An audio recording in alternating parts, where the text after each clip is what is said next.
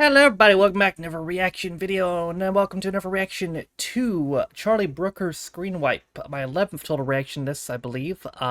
So last time we saw Doug Stanhope for the first time. Not the first time that I've seen him, but I think it may have been the first time he's appeared in one of Charlie Brooker's shows. So yep, this today is, maybe we'll see him again today, but this is Series 3, Episode 2. Oh, trying to time it again. The drop is so random. I always try to time it, and I always mess it up.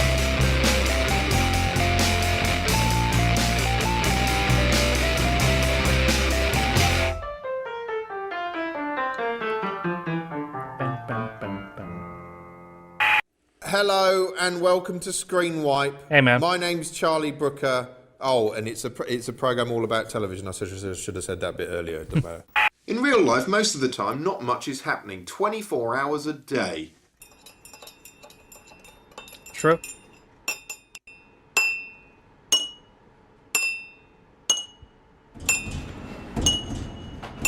Just put that on Spotify. Or what's the rapper Unless, of one? course, you work in SoundCloud. counter-terrorism, in which case your day looks like this. Sorry, I mean this. It's coming your way, Jack! Oh Drop shit. the weapon! 24! The last series of 24 ended with Jack literally aboard a slow boat to China. While he was in captivity, the Chinese treated him appallingly. Every day they punched him in the face at 9 AM, plunged his hands into boiling water at 11:15, Oh. and pulled his teeth out at 2:30. Oh. 2:30? Did you get 2:30? I get it, yeah, I get it. Oh, f*** off. You fuck Anyway, off. at the start of Series 6, Jack's back after months of incarceration and torture, which left him almost Whoa. unrecognisable. The beard. Jesus Christ. I mean, literally, isn't that Jesus Christ? But this messianic interlude didn't last long. Within the hour, he'd shaved off his beard and recovered sufficiently to reenact some of his favourite scenes from Grand Theft Auto. Oh, that's good. What the hell? What? Not to mention high-kicking a suicide bomber out the back of a train. Sadly, that turned out to be an innocent Brazilian plumber. Yes, 24 is now set in a paranoid future America, in which the war on terror has firmly come home and everyone seems to spend all their time standing around horrified watching Fox News. It's all the fault of a spectacularly humorless terrorist called Fayed, who's presumably angry at the world because he looks like a bald Dean Gaffney. Guiding the country through this crisis is President Wayne Palmer, perhaps the least plausible commander-in-chief imaginable. I'm not saying the American public wouldn't vote for a black guy, but a black guy with a shaved head and a goatee? Okay, Come that on. you're right about. They'd sooner vote for an idiotic, masturbating drunk, a bit like they did last time. But it wasn't Obama Instead, elected they've got like President 2 years Blaine, after this who's so episode. slick he always looks like he's about to burst into an R. Kelly number. Sir, you'd be releasing hope not. 110 extremely dangerous terrorists. Karen, I am very well aware of that. But I believe I can fly. The camera work is as That also relentless aged as well. ever, rarely staying still for more than a nanosecond Crazy back before to back flitting there. off to enlighten something else. It's as though they asked the cameraman to replicate the twitching eye movements of a panicking murderer as he desperately searches for somewhere to hide the bloodied trowel. Sometimes it swings around so much even Jack gets motion sickness and has to grab hold of the scenery to stop his head spinning.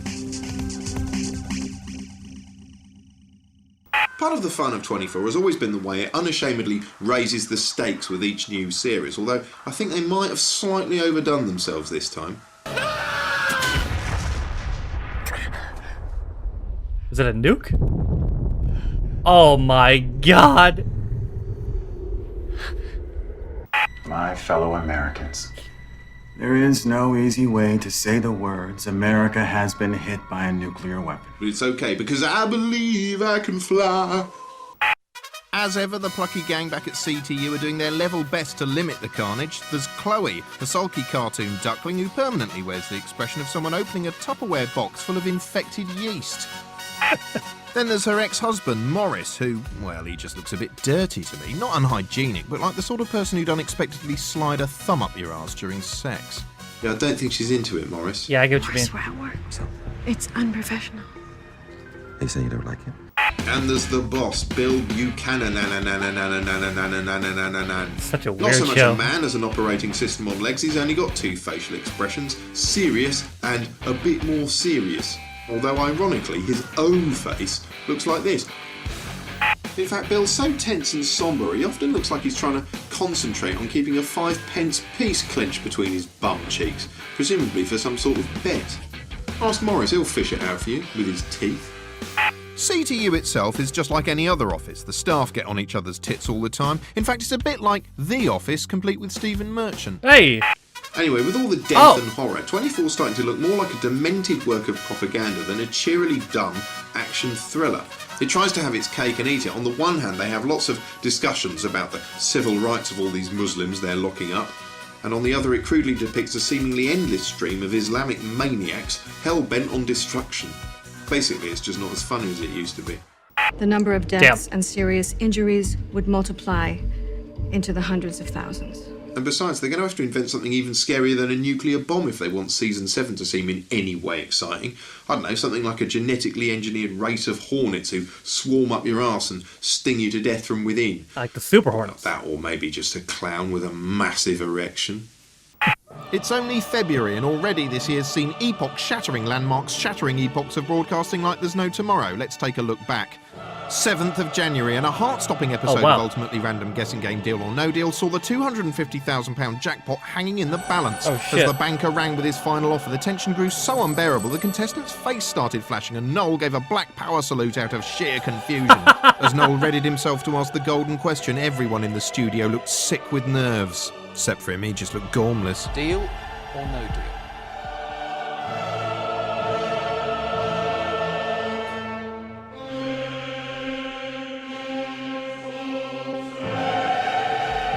No deal. Fuck. I think you are one heck of a gutsy lady. Oh, come on, she's not that fat. Fortunately, when Noel approached her box for the all-important money shot, the cash was there and joy was unconfined. The other contestants were delighted, even though her victory meant they were statistically less likely to hit the jackpot themselves, the silly, celebrating fools. 15th of January, and Anglia Television's local news programme was briefly rendered 50 times more interesting than usual when a mix-up left the newsreader unaware she was being broadcast live for several minutes. This is the news. Is this your wife or, Jan? Man's wife in Jan confusion. You're always talking to her. He's always talking to her, claims a spokeswoman. And I think we can go over live now to the scene of the Jan where our special correspondent is... Oh, no, actually, tell you what, we'll just rustle around under the desk and open a bottle of water. After several minutes of hair and tit adjustment, normality, and therefore boredom, was resumed.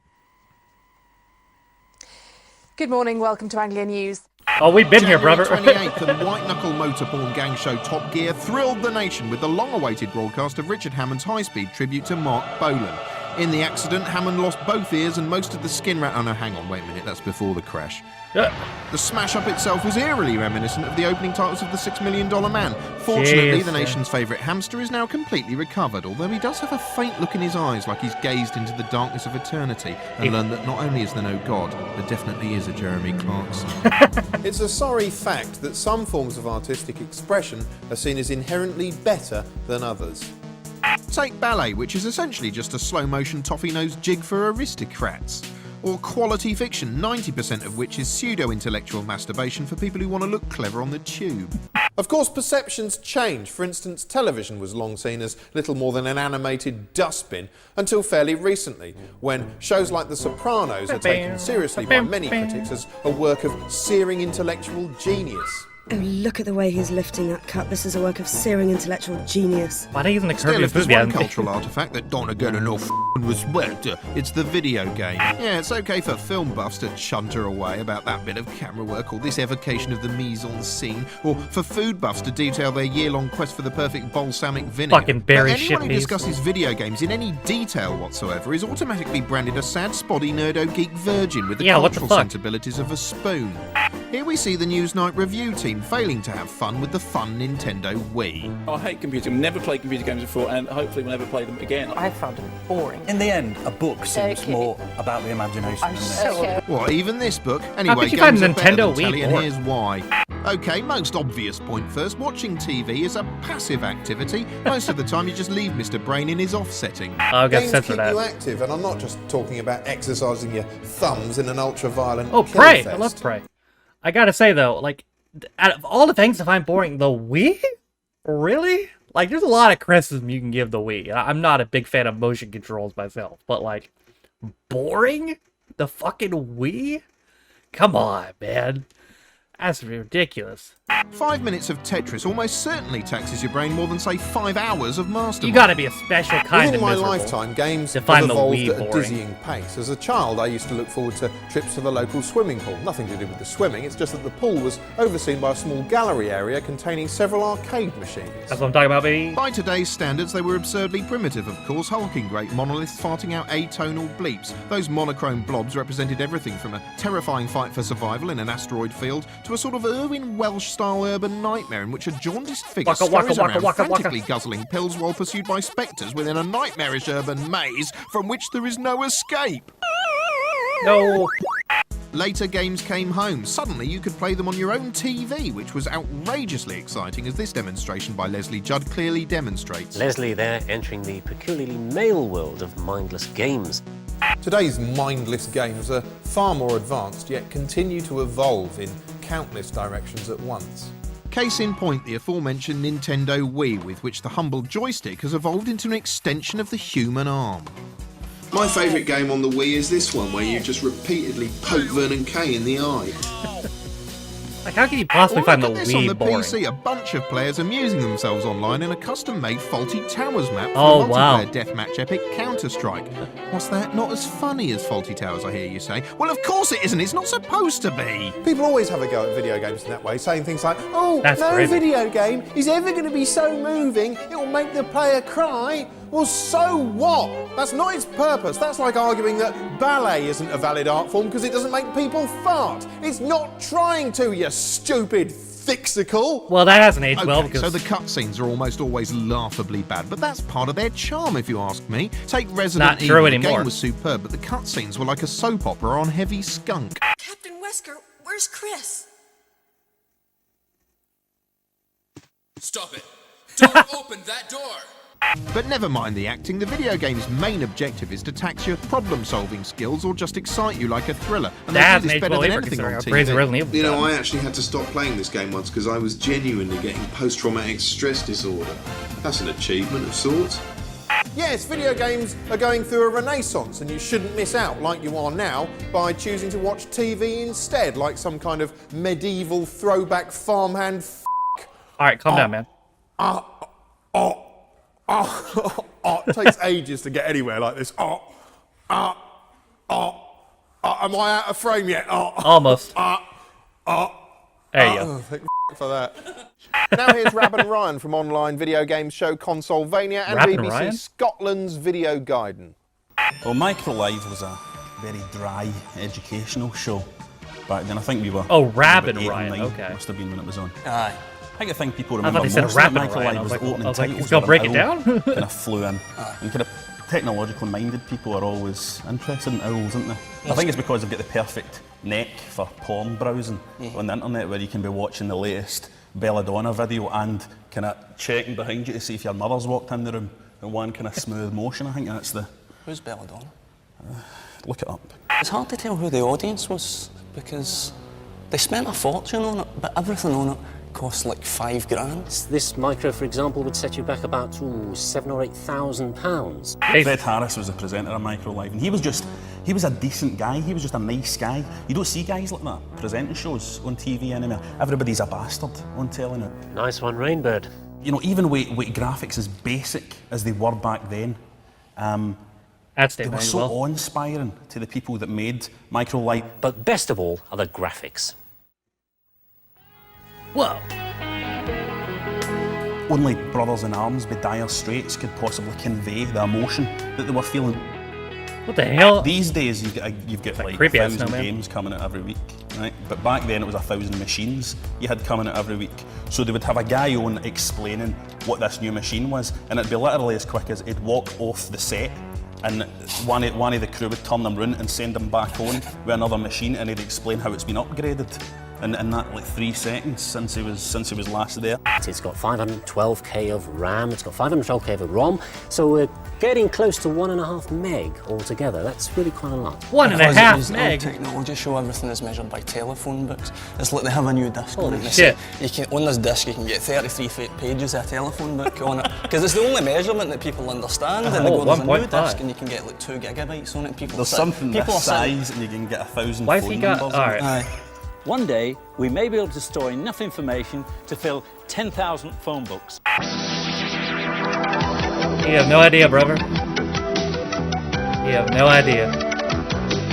Database was ITV's kind of response to Micro Live, and it was a lot more entertainment based, but they hired psychopaths to present it, didn't they? Tony Bastable was the main presenter, which is just, I mean, that's like a name that somebody's written, a name that somebody's created, isn't it? An absolute nutcase. Tony Bastable was worried about technology falling into the wrong hands. Yeah, this was his whole angle, that it wasn't a plaything or anything, this was serious business, and it was a weapon, really, wasn't it? It was a weapon. So for £2, I have bought the central processing chip off the shelf for the Sinclair computer.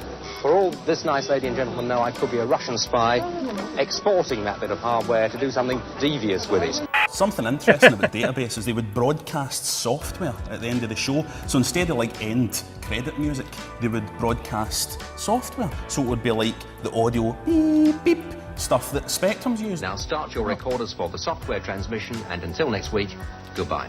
So what you actually got was the most surreal 30 seconds in television where human beings would stand in a darkened studio while these machines kind of whined and screamed. It was like, as if they were warning people of the way TV was going to be in 20 years' time.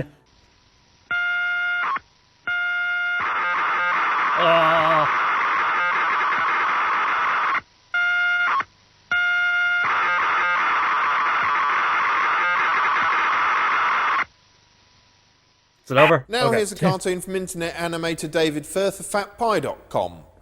Okay. Welcome back. Our 6 shit guests have pre-written jokes, so the real skill here is who can read them out the best. That's a good link for my Linford Christie joke. Choice time. Should our panellists tell a tedious, drawn-out story about a misunderstanding between 2 celebrities? Press the turquoise button for that. Or should he be cutting edge and tell an ironically racist joke that's not really racist, but still manages to offend a few people? I'm gonna go turquoise. Any of those blasted buttons yet? No, because there's a video on the internet of a man and he's talking about his knees. Everyone seems to be watching that. Realism. That's what people want. Unedited videos. People talking slowly. Lip-syncing to pop songs. That will never chaps, get carry over. on exactly what you're doing, but it's going out live now. It's not edited.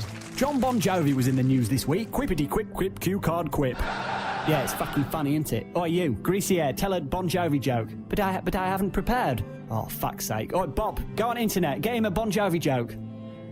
They should call him Gone Bon Jovi now. Come on, everybody, start laughing. We won't laugh at that, producer. Well, I'll just do several laughs and then my editors can cut them all together and it'll sound like a whole audience. But I thought this was going out unedited. Oh, bollocks, who cares? No one's watching. Like any form of mass entertainment, TV is ultimately all about getting bums on seats. But whose bums? And where are the seats? Right there. Basically, what I'm asking is, what are ratings and how do they work? Ratings information in the UK is compiled by the Broadcasters Audience Research Board, BARB for short. Now, being a shambolic unprofessional sort of programme, we haven't shot an interview with a BARB spokesman. But if we had, it might have looked something like this. How are television ratings measured in the UK? Well, Barb has this panel of households, each of which has this little box that keeps a record of what shows they're watching. Who chooses them? Barb does a big survey into the makeup of about 52,000 households, then selects volunteers. You say volunteers? Yeah, you can't force people to have the box. It's not a police state. Ah, so surely there's some kind of sample bias there. That's what you think. I mean, after all, the sort of person who doesn't want a box in their home, keeping tabs of everything they're watching, or simply couldn't be bothered, isn't going to be reflected in the ratings. Well, yes, but it's still as representative as it can be. How can they tell how many people in each household are actually there watching the telly? They've also got a little remote unit, and whenever someone comes in the room, they press a button to register their presence. Right. Each person represents about 4,500 viewers. So if one of them nips out of the room for a piss, then as far as Barb are concerned... 4,500 people took a piss at the same time. Anyway, people nipping out for a piss notwithstanding, lots of other things can affect the ratings. Let's ask a shadowy TV insider. Hello, shadowy. That's Mr. TV Insider to you. That's Mr. Apart Barry from the quality of the Shitneys. show, what else You can can't affect fool the me. ratings? The title for one thing, right? If you're looking for a quick ratings boost, a lurid title's Wow, going to stand out crikey, in the sex listings. bollocks. Sad, but it works. It's a sort of cheap publicity, and publicity is the main one for ratings, really. It's good for me to try new things, you know. Not Ugly Betty. Take something like Ugly Betty, yeah? Heavy rotation of slick trailers highlighting what a life-affirming ugly duckling chuckle-fest it was going to be. Posters all over the shop, ads in all the magazines. You couldn't miss the bloody thing. Right. Did you watch it? No, it was a Friday, I was out. Oh, well, there you go. The slot's the next important thing, right? Take something like Nevermind Oh, there the you go. Buzzcocks, yeah? The cynical knockabout music quiz. That used to go out on a Monday, did all right. Then they moved it to Thursday and boom, 4 million viewers, ratings gold. Now it's on So Sky, I special about think. Thursdays. God knows. So, ratings are neither an exact science nor a measure of a programme's quality, but try telling that to people in telly. Despite what they claim, they're obsessed with ratings. The moment the overnights are published, execs and commissioning editors get them beamed straight to their Blackberries, because to them, those magic numbers function in the same way that laughter, or lack of it, provides feedback to a stand-up comic. She wipes the tears off and she goes, "No, that's what my dad used to do to me." If the numbers are high, all is well in the world. Their show's a work of art, and they are a broadcasting genius. But if the numbers are low, well, the universe itself has rejected them. You're And fucked. What on earth was a moron like that doing in the job in the first place? And I say to him, "No, it's a breed of dog, you stupid foreign idiot." Oh, shit. Oh. Yeah, all right. Oh. As a result, ratings failure Got him becomes in the so throat with that one. ghastly, commissioning editors will do anything to avoid it. And before long, an insidious kind of self-censorship starts to creep in. After all, they reason if a show about dogs goes down badly, well, maybe the audience just doesn't get dogs. This is a gross black and white simplification, of course, and there's lots of shades of grey in between, but at the end of the day, it's fair to say that TV is little more than a depressing scramble for numbers in a pit full of grime. Now here's titted geek Gia Milinovich looking at sort of video blog thing. A lot of outsourcing in this one, huh? Around 2003 is when video on the web really started to get going. Zay Frank has been online for years, and he's a performance artist and a digital artist, and has been doing quite amazing things online. How he's doing in now. March 2006, he started a daily video blog. The theme in 2 years is going to be cute pictures of puppies. He's using his You are video correct. blog to kind of engage in a conversation Still is now. with the visitors to his website. The thing that I love about Zay Frank is that he's actually funny in a way that very few Americans are. Some people say to me, they say, Fuck "Zay, you, man. you're doing all this stuff, this internet stuff, and you're not making any money. Why?" And I say, "Mom, Dad." Rocket Boom is a daily geek news online program which is hugely, hugely popular. I'm Amanda Congdon, and I love hell. Luckily, Oh. today's episode is from hell, so we're all good. Time out. I think it's shit. You can sit in front of your webcam and directly record onto YouTube your own video blog. And this ease of use on YouTube has caused this huge influx of what are called cam horrors.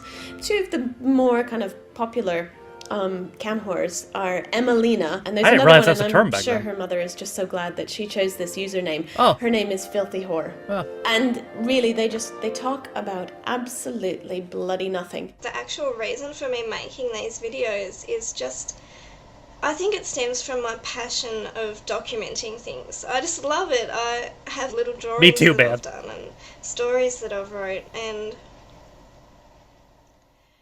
Brooker's is the hugest success of YouTube.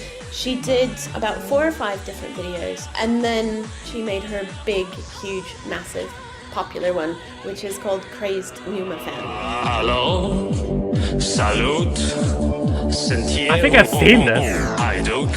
As of today, 4 million people have watched that clip. She's now 20 years old. She's got a proper contract with a proper company Really? in LA. It's a brilliant success. Good for her, man. Begging's all well and good, but it's a bit old-fashioned, isn't it? I mean, how the hell are you supposed to swipe a credit card through a beggar? What's needed in 2007 is a modern, updated version of begging, and thankfully, It's 2007. ITV has Wow, just so it was the only a thing. year before Obama. Fortune is a feel-good version of Dragon's Den in which to get the panel's joke money, earlier really you don't didn't need age to well. be an inventor, just deserving of pity. This is the Fortune 5. Or committee, as I like to call them. Jacqueline Gold, Chief Executive of multi-million-pound success story Anne Summers. We really want to see somebody that is talking from the heart. Alright, so who better for that than... Lord Archer. No, she wanted someone talking from the heart. And former Tory MP. Jeffrey's worth around 68 million. He's sold 125 million books. Most of them to Jesus. himself, by the look of it. Also on the panel, a super slick moneybags Duncan Bannatyne seen here, emerging from a toy plane. Just so you know, I'm out. That's what he says. And posing like a douchebag. Having sex with a lady. Then there's Kenya King, crazy name, Crazy Guy. But the biggest fart-stinking Coinville has to be this massive waddling chunk of frig. Simon Jordan, a massive who looks like a young Gerard Depardieu with the haircut of a 9-year-old girl. He's the resident meanie, which is just as well because he radiates unlikability like a prick. The show's hosted by Richard Madeley in full-blown, blow-dried, unbuttoned seduction mode. I like Madeley actually when he's in this sort of mood. He looks a bit like he's just poured himself a scotch and sauntered into your hotel room. Let's have another one. Anyway, the format's simple enough. Wheel on a few members of the public and watch them beg for the money. We're here to ask you for £45,000. Throughout proceedings, Archer seems to be on a demented bid to re-cement his place in the public's affections by playing Mr. Nice. 14 and you've written a 72,000-word novel.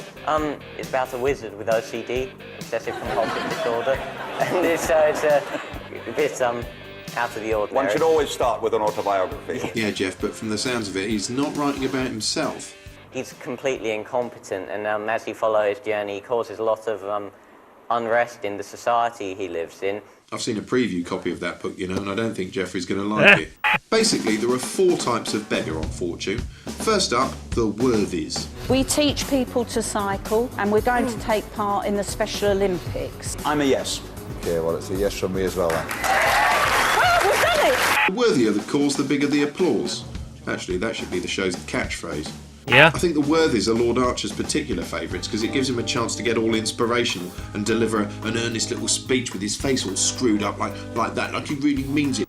I think that £200 to each pupil to show them how disastrous, evil and awful the First World War was, what terrible decisions our British generals made, is worth being studied by every school child in this country, and I back you 100%.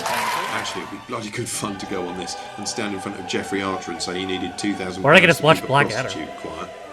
Beggar number 2, the wackies. These are the hilarious chancers who I suspect don't want the money as much as the exposure. Whoa! Most of the wackies are so annoying you want to tell them to f*** off before they've even opened their mouths. I agree. Oh, f*** off. Yeah, I agree. Gotta be bucking. Fuck off. Fuck off. My name is Nicholas. Fuck off. Fuck off. Oh, fuck off. Fuck you.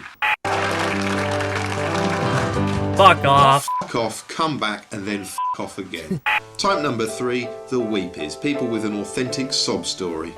Finally, type number 4, wizened cadavers. These are the old codgers whose job is to stagger on stage to be roundly patronised for several minutes by the panel and audience alike. One day ITV are going to put out a show that consists of nothing but old people walking onto a stage to be patronised by a panel for a full hour, and viewers at home will have a red button they can press to lean through the screen and pat them on their little heads like pets. Ooh, goo, goo, goo. And she fits nicely into her pocket, doesn't she? She does. Anyway, it's tasteless viewing, but I suppose at least at the end of the day there's a few underprivileged kids and scout huts that are actually benefiting from it, which is more than you can say for most TV shows, especially this one. You're not getting a penny out of us, you fucking hand-me-out begging bowl. On next week's show, Presenter School. Hello, I'm Kelly and you're watching Culture Bench. Coming up on tonight's show, is there much point to anything? And if not, what's to stop me just grabbing the nearest pencil and driving it into my brain? Plus, Sammy Toxvig shares a ski lift with Dennis Taylor, but only one can survive. Cool. And meet the man who shot Canterbury by having sex with a duck. Oh. He says the moment he hammered a stiffed one through its hot yellow doors, God shook his mind by the hand. We'll be finding out if it's true. See you soon.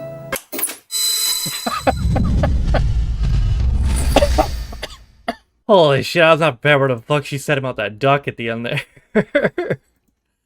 Good lord. That escalated quickly. Yeah, a couple things. A lot of stuff aged well and didn't age well. And that, because, I mean... yeah.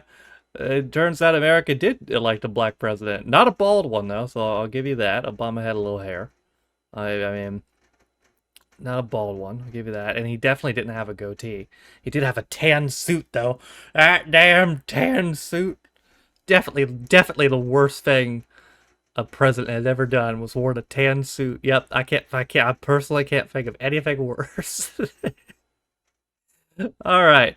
Well, that's gonna do it for another reaction to Charlie Brooker's Screenwipe. I hope you guys enjoyed it. Thank you guys for watching. If you liked the video, be sure to leave it a like. If you didn't like it, don't. If you want to follow it, my social media links are all in the video description. Names on my Patreons. If you didn't know, you can be Patreon me for as low as £1 and you get direction videos, those really constant daily, and more. With all being said, though, my name's Harry. It's been my 11th reaction to Charlie Brooker's Screenwipe, and I'll see you guys next time. Bye.